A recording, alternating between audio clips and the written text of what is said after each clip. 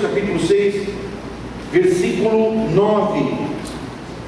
Mateus capítulo 6, versículo 9. Vamos ficar em pé, meus amados. Eu vou ler na versão, nova tradução na linguagem de hoje, que deve ser um pouco diferente da que você deva ter em mãos. Diz assim a palavra de Deus em Mateus capítulo 6, verso 9 a seguir. Portanto, orem assim, disse Jesus: Pai nosso que estás no céu, que todos reconheçam que o teu nome é santo. Venha o teu reino, que a tua vontade seja feita aqui na terra como é feita no céu. Dá-nos hoje o alimento que precisamos. Perdoa as nossas ofensas, como também nós perdoamos as pessoas que nos ofendem. E não deixes que sejamos tentados, mas livra-nos do mal. Pois teu é o reino, o poder e a glória para sempre. Amém. Aleluia. Graças a Deus. Senhor, meu Deus, meu Pai, estamos diante da tua palavra, Senhor, com os corações e a mente, Senhor, abertos, para receber de ti, Senhor, o alimento necessário para caminharmos mais uma milha, Senhor. Que o teu Espírito Santo nessa noite possa estar falando aos nossos corações, que possamos ser instruídos, que possamos ser alimentados, que possamos, Senhor, nesta noite glorificar e bendizer o teu nome pela tua palavra, Pai querido. Vem, Pai, toca na vida, Senhor, de cada um dos teus filhos, daqueles que precisam de cura, daqueles que vieram nesta noite, Senhor, olhando para tantas coisas perdidas nos seus alvos, para aqueles que vieram agradecer, para aqueles que vieram se alimentar, que todos, Senhor, possamos sair daqui desta noite, não tendo uma noite em vão, Senhor, mas tocados pelo teu agir e pela tua palavra que penetra ao profundo de nossa alma. No nome de Jesus nós oramos, amém e amém. Podem sentar, meus amados. Graças a Deus, graças a Deus. Nós estamos estudando ainda essa primeira parte, uma introdução na oração do Pai Nosso, e hoje a gente vai terminar. Quinta-feira que vem devemos começar com uma análise um pouco mais profunda sobre os 7 pedidos que são feitos na oração do Pai Nosso. Aqui nós já falamos muita coisa, essa vai ser já a 6ª quinta-feira em que nós estamos falando da palavra Pai Nosso que está nos céus, e eu ainda queria deixar alguns pontos claros para que nós pudéssemos pensar nisso que Jesus está revelando para nós. Nessa simples causa, não é, de que Jesus nos deixa Pai Nosso, Jesus apresenta para nós, revela para nós, pelo menos algumas coisas importantes sobre oração. Primeiro, Jesus está apresentando para nós para quem nós estamos orando.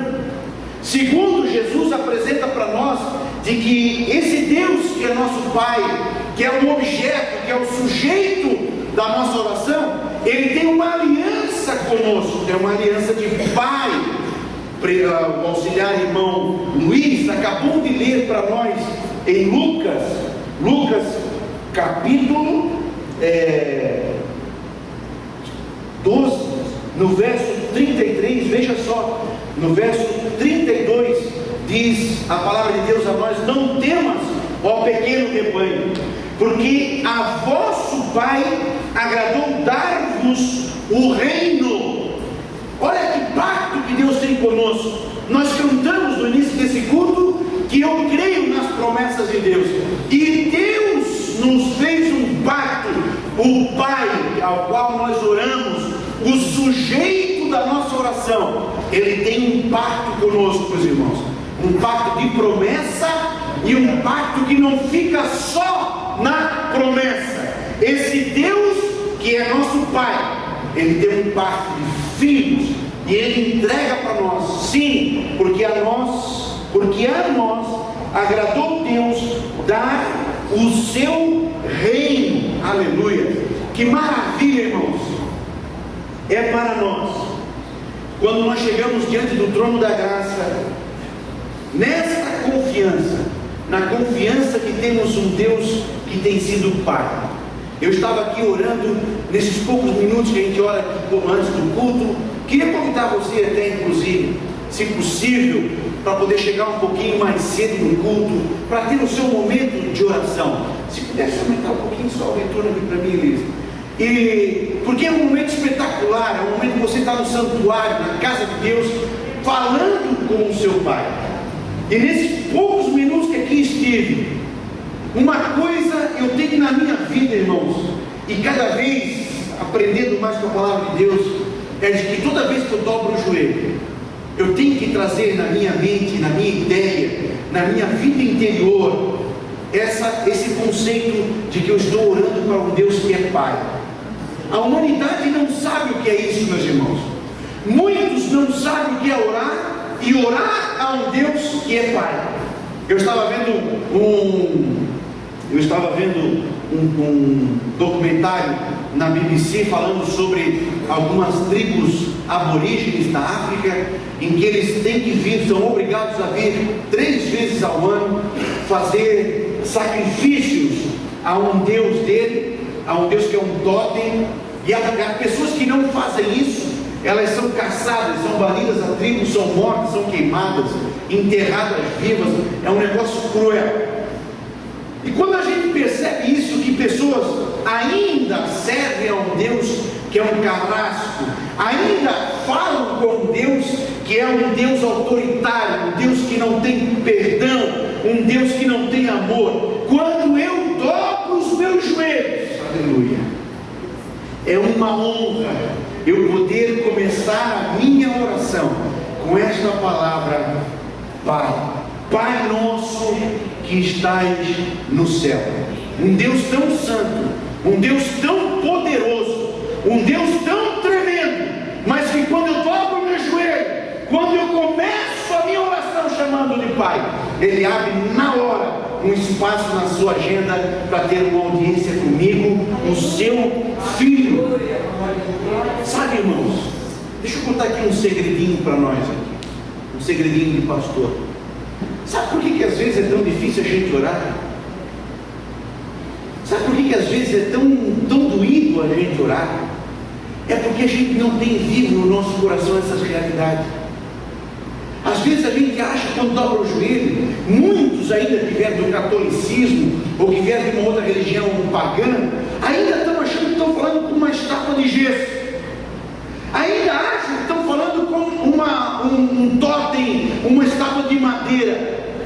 Mas quando, irmãos, eu dobro o meu joelho, e eu não estou falando ao banco, eu não estou falando ao piso bonito, ou ao mármore, ou à parede, quando eu dobro o meu joelho, e eu tenho consciência de que eu estou falando com um Deus que é Pai, isso aquece o meu coração. A oração já tem outro sentido. A oração já tem outro sentido. Uma coisa, irmãos, é você ir aqui na padaria, não é? E ali vai lá, comprou um pão ali, então uma pessoa lá lhe serve, pesa o pão, você paga o pão e vem embora. Outra coisa é quando você imagine aí um jovem, não é? E na padaria trabalha uma menina que é quem serve o pão, a qual eu estou apaixonado. O simples ato de ir comprar o pão, irmãos, já é totalmente diferente. Os irmãos estão entendendo? Estão entendendo o que eu quero dizer? Uma coisa é ir na padaria, tá, ok, às vezes eu nem olhei para a moça direito, nem dei um bom dia, nem desejei a paz de Cristo. Isso é claro, porque ela não me importa, ela não me interessa. Eu só quero o pão e ir embora. Agora, se eu tivesse apaixonado por ela, primeiro, eu já ia sair de casa penteado, não é? Eu ia tomar o meu banho da semana, ia escovar o dente, ia botar uma roupinha melhor, não ia com aquela minha calça furada, não ia com aquele meu sapato que está rasgado. Eu já ia um pouquinho diferente. Por quê? Porque eu vou falar com alguém que eu estou apaixonado.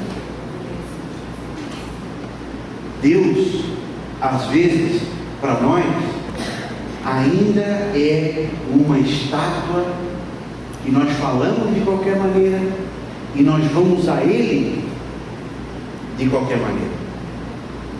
Agora, quando eu abro a Bíblia e eu vejo Jesus me ensinando de que esse Deus é Pai, irmão, eu já vou com o coração balançando quando eu vou para a oração, porque eu vou falar com o meu Pai. Isso é fervor. Fervor. Paixão é quando eu estivesse apaixonado aqui pela menina, mas falando espiritualmente com Deus, não é mais paixão, é fervor. Eu tenho uma quentura na alma quando fala das coisas de Deus. Eu tenho uma quentura na alma quando eu começo a pensar que eu vou orar. Eu tenho uma quentura na alma, uma chaleira que põe lá, fresquinha, água fria, e aquilo vai esquentando, daqui a pouco é um prazer estar na presença de Deus. Eu estou chorando, eu estou falando em línguas, porque eu estou com o meu coração em fervor. A oração, irmãos, presta atenção nisso, para nós, às vezes é pesada, porque nós ainda não temos revelado no nosso coração essas verdades ensinadas pela boca de Cristo. Deus Pai não é uma estátua, não é um pedaço de madeira, Ele é meu Pai. Eu dobro o joelho diferente, eu vou orar diferente. Amém? Alguém gostaria de fazer alguma pergunta? Alguém gostaria de fazer alguma colocação? Podemos caminhar? Eu queria que isso ficasse bem entendido para nós. O fervor da oração ele acontece porque eu sei para quem eu estou orando. Conta uma história que eu acho muito bonita e verdadeira, de que um homem casado com uma mulher que estava sofrendo de Alzheimer, e o Alzheimer, ele vai com o tempo, a pessoa acaba esquecendo quem é pai, quem é mãe, quem é filho. É uma doença degenerativa no cérebro e que causa problemas severos. E todo dia esse homem ia visitar a sua esposa, e a sua esposa nunca sabia quem ele era, mas ele ia todo dia de manhã, levava um café da manhã, levava um suco de laranja, levava um bolo como ela gostava, levava um pãozinho, o pãozinho torrado, na medida que ela gostava. Ele era casado com ela há muito tempo. E aí um dia o médico chegou, mas me espanta ver o senhor aqui todo dia, fazendo todo esse trabalho para alguém que não sabe mais quem é o senhor, para alguém que não tem mais conhecimento de quem é o senhor. Por que o senhor faz isso? E o marido diz: é verdade, ela não sabe mais quem eu sou, mas eu sei quem foi ela. Quando eu sei, irmãos, com quem é que eu estou falando, eu falo diferente. Aleluia. Eu falo diferente. E é maravilhoso, queridos, porque o texto que o irmão Luiz leu, o texto que o presbítero irmão José Albuquerque leu para nós, ele tem tudo a ver com isso aqui, com eu saber com quem eu estou falando. Eu saber de que eu estou falando com Deus, eu saber de que esse Deus tem um pacto comigo. Eu sou pequeno. Olha a beleza, a poesia do texto de Lucas: não te atemorize, ó pequeno rebanho. Não fica preocupado, pequenino Regis. Não fique preocupado, pequenina Vilma, porque a mim é prazeroso eu saber que eu entreguei a vocês o reino. Aleluia. Quando eu oro, irmãos, eu estou com a minha vida em pedaços, eu estou com a minha vida em frangalho, como o salmista, como disse o presbítero irmão Albuquerque quando estava lendo aqui um salmo para nós, 73, né? Ou 4? 73, salmo de Asaf, se eu não me engano, quando ele está reclamando da vida, todo mundo prosperando, parece um Regis orando: Jesus, eu estou trabalhando, eu estou pintando adoidado, Jesus, e o fulano que é macumbeiro está crescendo, e o Beltrano que não te serve está indo avante, Jesus. E aí diz o texto assim, ó: até que eu entrei no santuário. Queria que você ouvisse Jesus para você hoje, que está questionando a vida, para você hoje que veio a esse culto, que está questionando várias circunstâncias da nossa vida, eu queria que você ouvisse Jesus dizendo para você: vem, vem, Pai nosso que estás no céu, nos abrindo a porta para entrar no santuário de Deus e nós perceber a vida de acordo com a vontade de Deus. O nosso desespero, o nosso medo, os nossos problemas, meus irmãos, estão ligados muitas das vezes em nós estarmos orando sem entrar nos céus. Os irmãos estão entendendo o que eu estou falando? Você consegue entender isso? Às vezes, irmãos, eu posso dobrar o joelho, posso ficar 1 hora aqui de joelho dobrado, repetindo palavras, e eu não entrei no céu. Você está entendendo isso? Está entendendo? E às vezes, aí a minha vida está problemática, o meu casamento, as minhas finanças, as minhas emoções, porque eu estou orando sem entrar no céu. O salmista diz: a minha vida era problemática, eu tinha muitos problemas, eu tinha muitos questionamentos, eu estava com medo, eu estava amaldiçoado, eu achava, até que eu entrei no santuário. Aprenda a orar sabendo com quem você está falando. Aprenda a orar conforme Jesus nos ensinou, sabendo que você está falando com um Deus que é Pai e que abre as portas do santuário. Para o salmista, irmãos, era muito mais difícil entrar no santuário. A mulher não podia entrar no santuário, a criança não podia entrar no santuário, quem não era judeu não podia entrar no santuário, tinha tantos óbices, tinha tantas objeções para se entrar no santuário. Jesus está dizendo hoje assim, só diga: Pai, é a senha para você poder entrar no santuário de Deus. Fervor na oração, eu sabendo com quem eu estou falando, eu tenho fervor, reverência na presença de Deus, coisa que hoje nós brasileiros estamos perdendo em muito, não é? A reverência do culto. Eu me lembro que quando eu cheguei aqui, eu fiz uma guerra com algumas pessoas que ficavam bravas e tal, mas por causa da conversa no culto. Reverência. Hoje, graças a Deus, não preciso mais fazer essa guerra, mas eu me lembro que quase todo culto vamos fazer silêncio. Eu parava de pregar 3 anos atrás, uma batalha por causa da reverência na casa de Deus. Eu me lembro de um tempo que eu era pequeno, que não podia se entrar na igreja com chapéu, de boné. Hoje entra-se de qualquer jeito, e pode vir mesmo de qualquer jeito, não tem problema. Agora, para quem sabe quem é que está nesse santuário, para quem vem servir a um Deus, eu preciso ter reverência. Tire as sandálias dos teus pés, porque você está entrando em campo santo, você está entrando em campo que faz parte da minha natureza e confissão. Quando Jesus diz para nós abrirmos a nossa oração, chamando esse Deus de Pai, irmãos, na verdade Jesus está nos chamando a ousadia, mais uma vez. Viram o texto já é a segunda vez que eu chamo o auxiliar Luiz do presbítero, tem coisa boa vindo aí. Viram o texto que o auxiliar irmão Luiz deu para nós hoje? Por que vocês se incomodam com as flores do campo?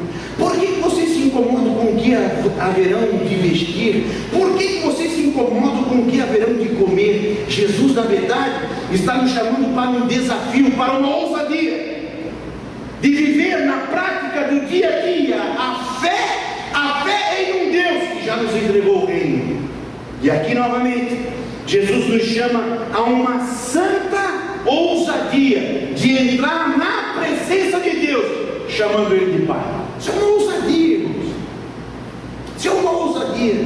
Às vezes, uma vez eu estava com uma pessoa importante no meu tempo de advocacia, e daqui a pouco um advogado que estava do meu lado, que eu nunca ia fazer ideia que era filho daquela pessoa, chamou aquela pessoa, uma pessoa muito importante, chamou de Totó. Eu fiquei tão espantado com aquilo. Eu disse: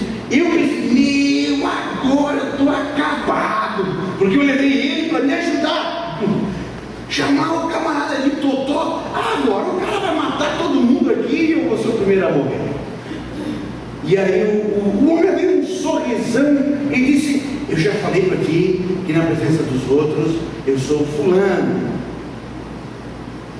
Aí eu falei para ele: onde é que tu conhece ele por Totó? Ele é meu pai. Teu pai!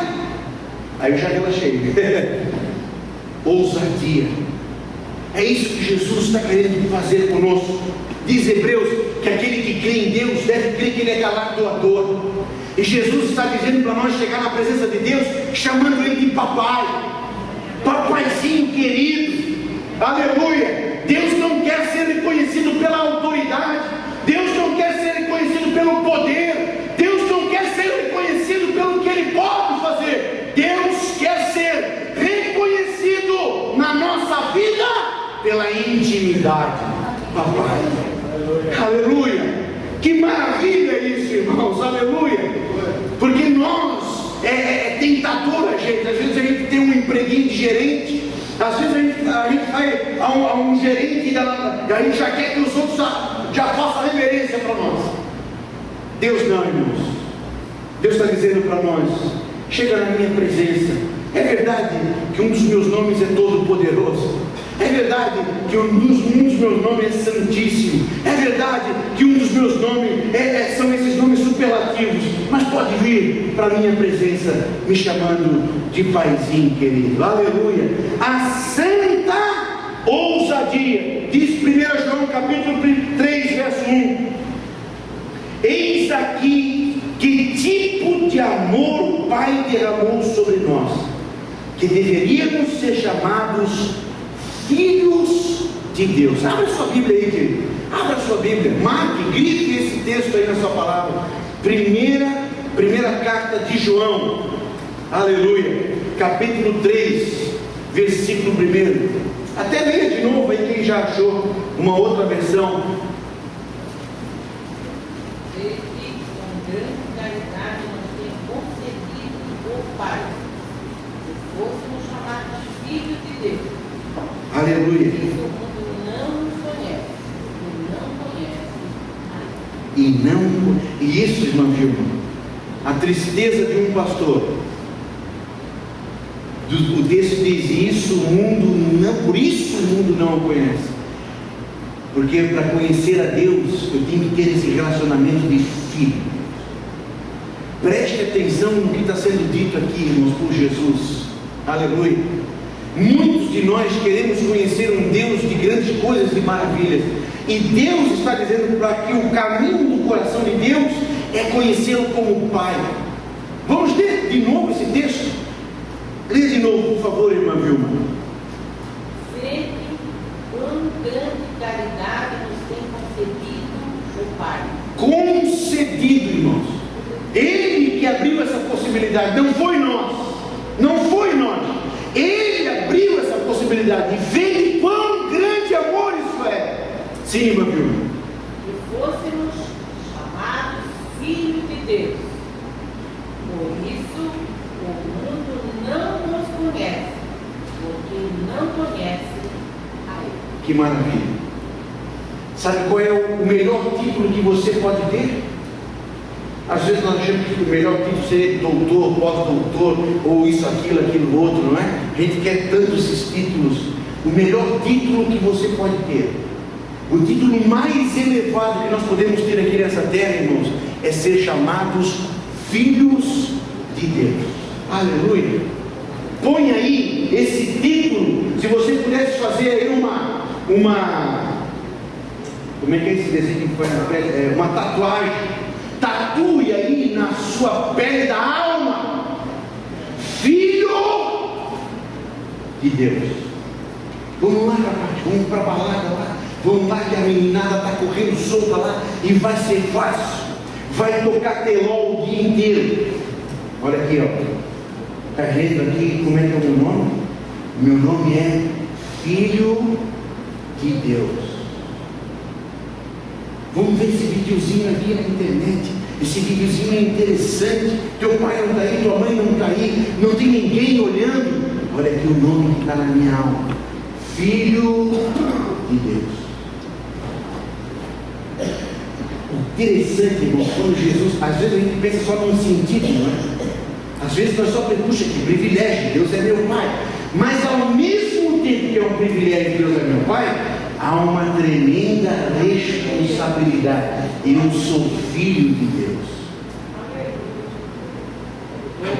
O 2 diz assim, só a primeira parte: amados, agora somos filhos de Deus. Que tremenda responsabilidade.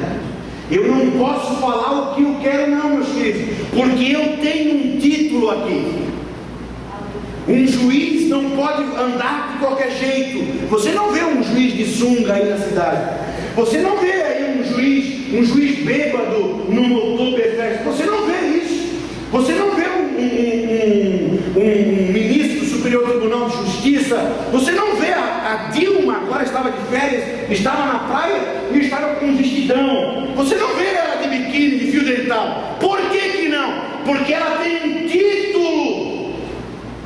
É um título de autoridade. Ela preserva o seu corpo, ela preserva a sua autoridade com quem eu ando, como eu falo, como eu ajo. Filho de Deus. É um privilégio chamarmos Deus de Pai, mas é uma tremenda responsabilidade eu ter o título de filho. Aqui nessa terra, irmãos, eu já deixei de fazer muita coisa por causa do Pai que eu tenho. Aqui nessa terra, eu já, às vezes, nem temia tanto a Deus. Às vezes, nem foi por causa de Deus, mas eu pensei comigo mesmo: não, eu não posso fazer isso, porque eu sou filho do pastor Antônio Lemos, e eu vou sujar a biografia do meu pai. Eu não posso fazer isso. Nós não podemos, por causa da responsabilidade que temos, aleluia, essa responsabilidade de sermos filhos. O que diz a palavra de Deus para os filhos? Que os filhos devem honrar a seus pais. Só nessa pequena palavra, irmãos, Jesus está nos ensinando que Ele é Pai, que eu sou filho, e o filho, pela palavra, no Antigo Testamento e no Novo Testamento, tem que fazer o quê? Tem que honrar. Preste atenção numa coisa bem interessante: obedecer aos pais tem um fim, não é? Quando a gente casa, cortou o cordão umbilical. Agora o pai fala uma coisa, eu até ouço, mas se eu quiser eu vou fazer diferente. Quando eu estou lá dentro da minha casa, quando eu estou lá dentro da casa do pai, o pai falou, eu vou obedecer. Mas depois de casa, a obediência já é relativa. Quando o pai morre, eu não devo mais obediência ao meu pai, até porque ele não tem mais como mandar em mim. Mas preste atenção numa coisa, irmãos: a honra nunca termina. Honrar, obedecer o pai tem um fim. Honrar o pai nunca terá fim. Meu pai já é falecido e eu ainda honro o meu pai. Honrar a Deus é uma obrigação nossa como filhos. É bonito a gente dizer que Deus é nosso pai. É um privilégio nós dizer que Deus é nosso pai. Mas aí tem por trás, irmãos, por trás disso, tem uma tremenda responsabilidade de que se eu sou filho, eu devo honrar a Deus, porque Ele é Pai. E aí vem uma perguntinha óbvia, né? Que eu queria que você respondesse: como é que está? Em que grau está a sua honra com o teu Pai Celestial? Nas tuas conversas, nos teus pensamentos, nas tuas intenções, nos teus planos, nos teus projetos, você está honrando a Deus? Sabe o que é honrar, irmãos? Honrar, ela vem de uma palavra grega, principalmente no contexto do Novo Testamento. Quando a gente vê um final de campeonato, principalmente de futebol, uma corrida de carro, normalmente, o que faz o capitão do time quando recebe lá o troféu? Ele pega o troféu e coloca no bolso, põe debaixo do braço para ir embora. O que ele faz? Já viram essa cena? Uau, estou falando com brasileiros? Vocês já viram a cena? Final de um campeonato, ou uma Copa do Mundo, por exemplo? O que o cara faz com a taça? Qual é o gesto que ele faz? Ele ergue aquela taça acima da sua cabeça. Sabe o que é isso? Isso é honra. Lá no contexto de Hebreus, quando o autor aos Hebreus diz: honrado seja entre vós o leite sem mácula, é a mesma coisa também. E honrar a Deus, irmãos, é quando eu pego Deus, não coloco debaixo do braço, não coloco no bolso, não coloco numa gaveta, como muitos de nós fizemos. Aí a gente se lembra de Deus quando o ladrão entrou dentro de casa, quando chegou a doença. Aí nós não, olha, eu botei Deus naquela gavetinha, eu vou lá tirar agora porque eu preciso de um milagre. Não é assim que nós fizemos? Honrar a Deus não é isso. Honrar a Deus é quando eu pego o meu Deus que é Pai e eu coloco acima da minha cabeça. É o que Jesus vai dizer para nós, o que o irmão Luiz deu: buscai primeiro, aqui ó, buscai primeiro o reino que está acima da tua cabeça. Buscai primeiro o reino de Deus. Isso é honrar a Deus. Honra a Deus. Quando eu penso em casar, como é que eu vou honrar a Deus com o meu casamento? Quando eu penso em falar, abrir a minha boca para falar, como é que eu vou honrar a Deus com as minhas palavras? Uau! Como é que eu vou honrar a Deus com as minhas emoções? Como é que eu vou honrar a Deus com os meus talentos, com os meus dons? Como é que eu vou honrar a Deus com a minha espiritualidade? Como é que eu vou honrar a Deus? Uma coisa é dizer, irmão, outra coisa é o mundo inteiro olhar para você e ver que você é uma desonra, olhar para mim e ver que é uma desonra para Deus. Você já conheceu alguém que desonrou seu pai? Você já conheceu? A Bíblia tem vários. Começar por Adão. Deus deu tudo, Deus lhe dava companhia e ele trai o seu pai. A parábola do filho pródigo. Às vezes nós fizemos isso, irmãos.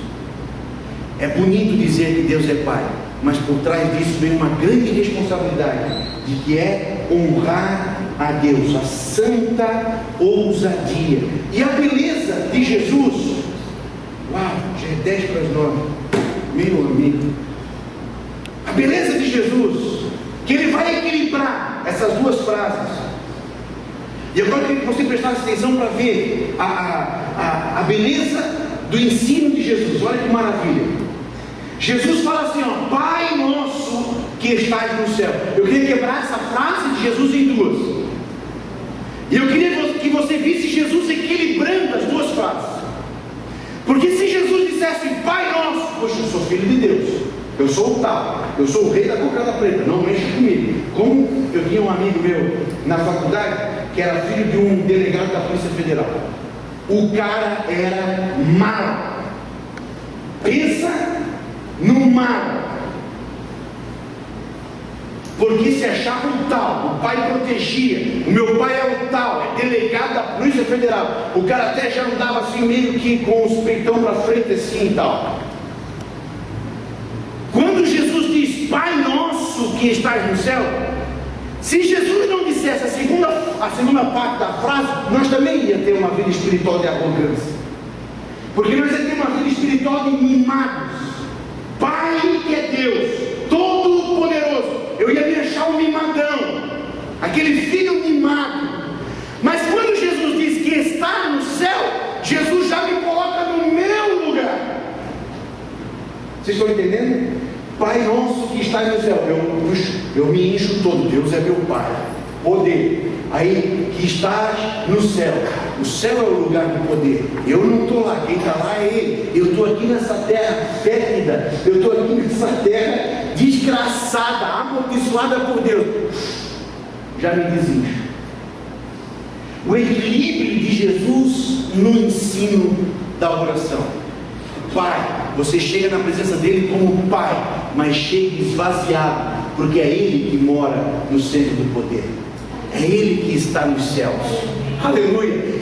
Eu sou filho, eu sou criatura, eu sou dependente. Então Jesus equilibra na mesma frase. Isso eu acho belíssimo, Jesus, a inteligência dele resumir tudo isso numa simples frase: Pai nosso que estás no céu. E aí diz para nós, não é? Isaías vai dizer para nós, quando fala sobre o céu, morada de Deus, Isaías vai dizer para nós que é o estrado, a terra é o estrado dos meus pés, e vai demonstrar o quanto, não é? O quanto na verdade esse Deus é poderoso. Isaías 66, verso 1: no céu, assim diz o Senhor, o céu é meu trono e a terra é o estrado dos meus pés. E aí, esse dia eu estava lendo uma super interessante, falando sobre Carl Sagan, um escritor, e ele dizendo de que se ele fosse ter um papinho com Deus, um escritor ateu, obviamente, ele diria que Deus errou, porque ele criou todo o universo, e nesse universo ele pegou um pozinho de areia, colocou aqui um ser humano e ninguém mais para habitar o universo. Ele disse que isso se Deus fosse o gerente da minha empresa, eu demitiria ele de fazer um negócio tão grande para tão pouco. Só que ele não conhecia, embora judeu, não conhecia o Salmo 19, verso 1. Se fosse para nós o universo, é verdade, foi um erro. Mas o problema é que a criação, o universo de Salmo 19, é para falar sobre a glória de Deus, não do homem. A criação, o universo serve para glorificar, para exaltar a Deus, e não o homem. O homem realmente é pequeno. O homem realmente, diante da glória de Deus, diante da grandeza de Deus, tem que se sentir realmente inferior, criatura dependente de Deus. Aleluia. Eu quero terminar, mas eu queria deixar aqui, antes de terminar, duas questões, irmãos. Duas questões que têm me preocupado muito quando enquanto eu estive estudando esse texto falando sobre pai. Primeiro, o conceito de pai, ele é herdado. O conceito de pai os nossos filhos vão aprender, irmãos, conosco. Conta uma historinha, mais uma historinha, de que um dia o pai convidou o seu pai para ir jantar na sua casa, e estava toda a família. E aí o pai do pai já era um homem de idade, já era um velhinho, e durante a refeição ele bateu no copo, foi segurar o copo que caiu, e bateu no prato, e também a sopa esparramou na mesa, copo, prato e tudo aquela coisa. E aí o pai, falando com o seu pai, reclamou, deu um puxão de orelha, reclamou do pai, e ele disse: pai não tem mais idade para nada, o senhor não consegue mais nem segurar um copo, vem cá. Pegou o pai e colocou sentadinho numa mesa separada. Eu já vi isso também, isso é uma historinha, mas eu já vi isso. No outro dia o pai está lá no jardim e o filho está fazendo uma mesinha. O filho está lá com uma madeirinha, uma tábua, está fazendo uma mesinha e tal. E aí o pai: para que está fazendo aí? Estou fazendo uma mesinha. Para que é essa mesa? Para colocar o senhor para comer quando o senhor for velho. Porque ele aprendeu com o pai. O conceito de pai, irmãos, os nossos filhos, eles aprendem conosco. E isso é uma responsabilidade tremenda. Outra coisa importante que eu quero só deixar aqui, eu queria discutir isso, mas não vai dar tempo. Num outro dia a gente conversa sobre isso mais profundamente. Segunda coisa, antes de terminar, nós, como pais, nós temos falhado muito em levar os nossos filhos a ter um encontro com Deus. Há uma grande falha dos nossos pais dentro da igreja. Nós, não estou falando com os pais lá fora, não. Não estou falando para os pais ímpios, não estou falando para os pais que não são crentes, que não conhecem Jesus. Eu estou falando para os pais aqui dentro da igreja. Os nossos filhos são nossos filhos, mas eles não sabem mais o que é orar, não sabem mais o que é pegar uma Bíblia, não sabem mais o que é jejum, não sabem mais o que é temor a Deus. Os nossos filhos estão, irmãos, espiritualmente, os nossos filhos, está catastrófica a situação. Eu estou mentindo? Eu olho, irmãos, às vezes para os nossos filhos. Eu estou falando dos nossos filhos. Eu não estou falando da família de ninguém, não. Eu estou falando da minha família. Meu pai foi um santo homem de Deus. A minha mãe é uma mulher de Deus que devotou sua vida inteira à igreja, ao trabalho, ao Senhor, a criar os filhos. Hoje, metade da minha família, quase metade está divorciada. Eu tenho irmãos que ainda não aceitaram a Jesus. Eu tenho outros irmãos que estão dentro da igreja, mas não tiveram encontro com Deus.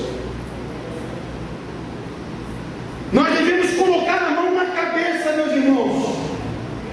Devemos sim. Eu estou falando da minha família, eu não sei da sua família. Você que sabe da sua família. Você que sabe dos seus filhos.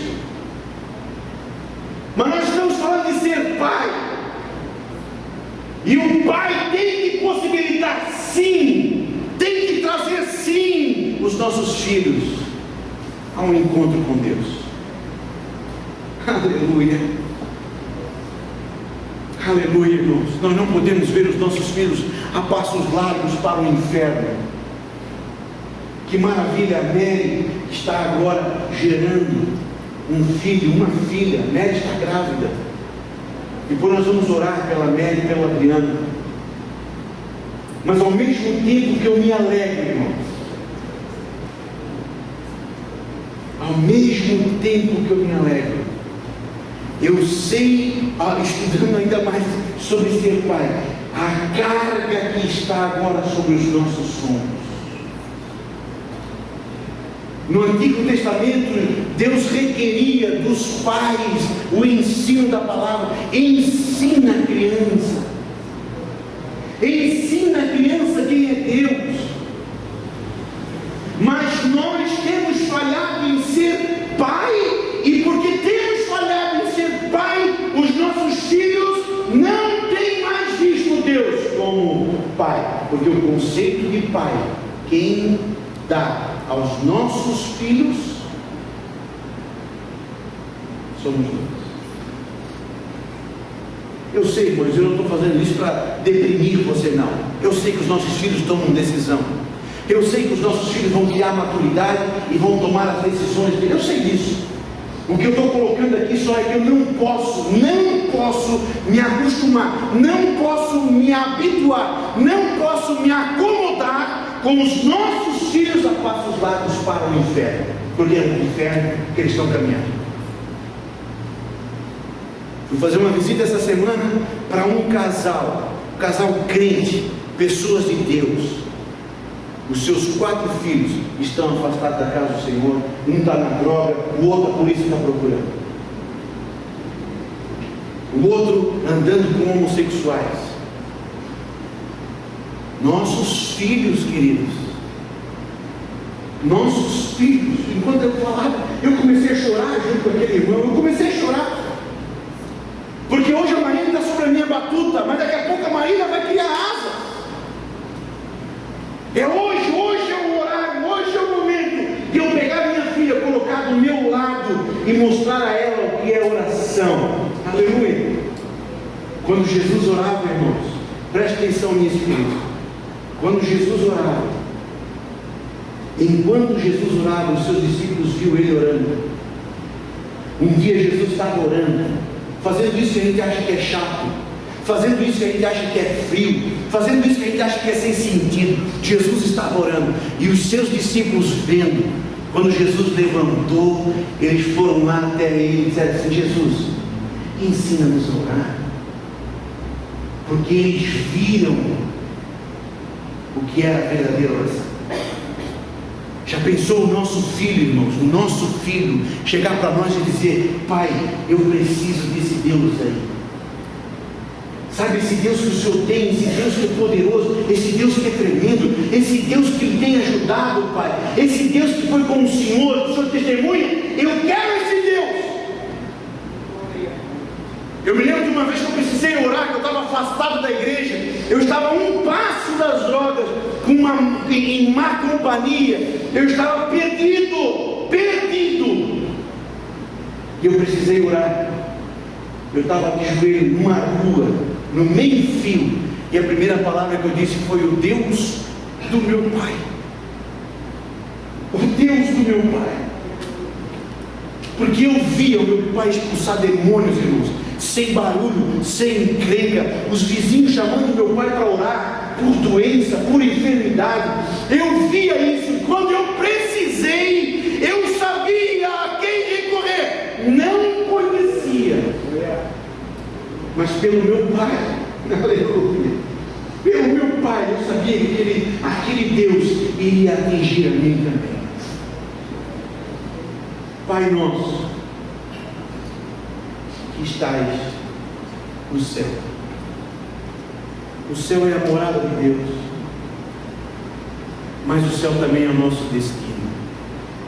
Aleluia, aleluia.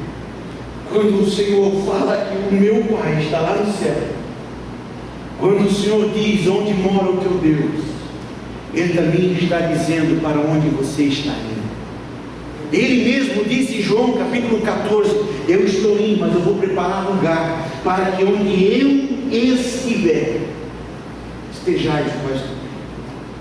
Hoje o céu é morada de Deus, mas se você vencer, se você for fiel, também será o teu destino.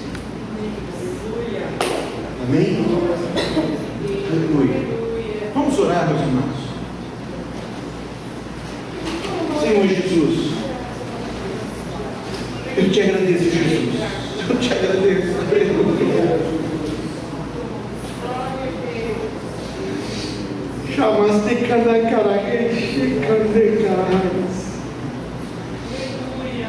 Eu te agradeço, Senhor, aleluia, pela tua doce presença, pelo teu Espírito Santo, Pai, que tem tanto falado conosco, tanto insistido conosco para um relacionamento vivo, para um relacionamento familiar, um relacionamento íntimo contigo, Pai querido.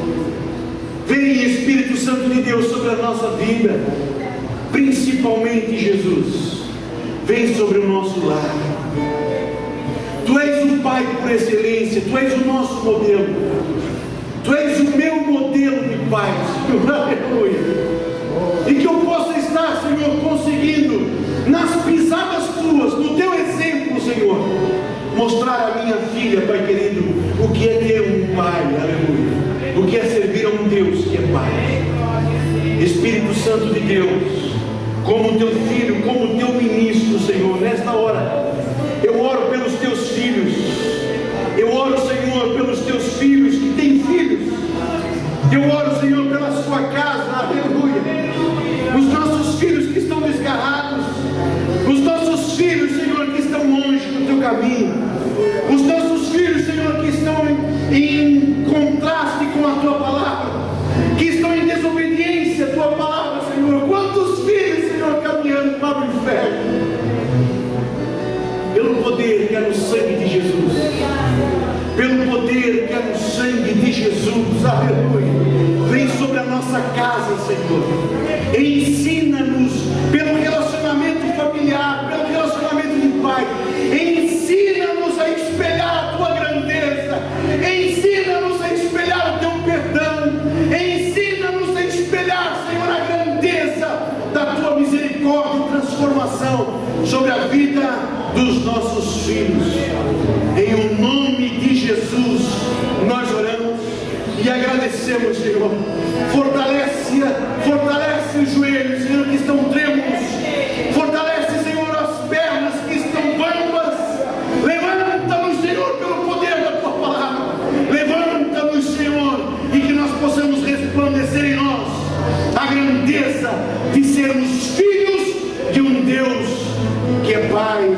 No nome de Jesus nós oramos. Amém e amém. Aleluia.